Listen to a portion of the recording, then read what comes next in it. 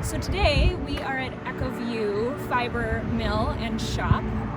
This is where I have sourced these really beautiful organic cotton scarves, and they did really well for the holiday season, and I'll continue to support what they do here, and I'm excited to learn more. So Grace is going to give us a little tour.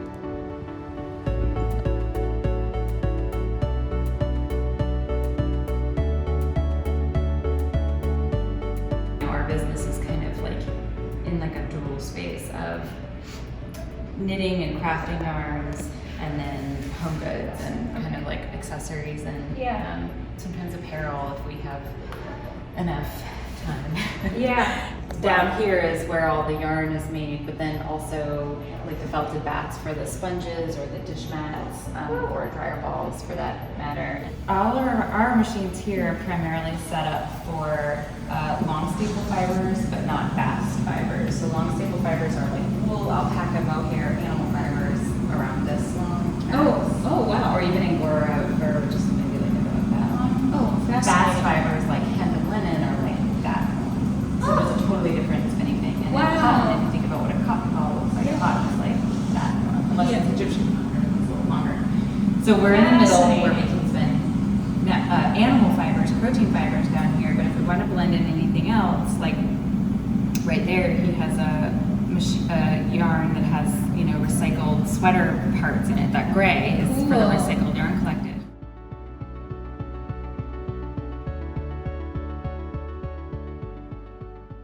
So this is where the scarves are made. Cool.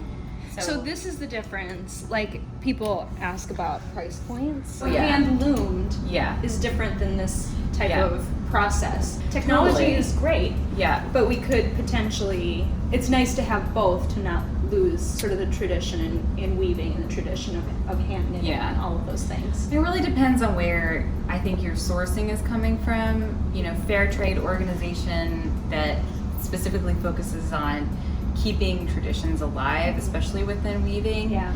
Those organizations should exist. One of the things I worry about and I fret about is how, you know, secondhand in our country ends up getting dumped on other countries and other cultures. And when you have just like a loss of interest or a loss of need for that, or it becomes no longer economically viable, those traditions are lost. And so it's sad to see that be lost, and it's cool when that can be supported. And so you'll see weavings around the mill that our bosses collected from around the world.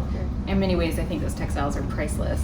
Yeah. On the other hand, you don't want to see that stuff become mass produced to the point where it's putting, you know, pressure on anybody. It kills me when I'm like, most stuff that you see out there that has like detailed embroidery on it, especially if it's sold in fast fashion situations, it's like that's still hand done, the majority of it, and probably not being paid for, and coming out of this like enormous well of textile tradition, but it not being, you know, it's just not the way to do it.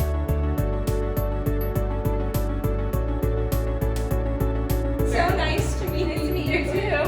And your dogs. And yours. Bye.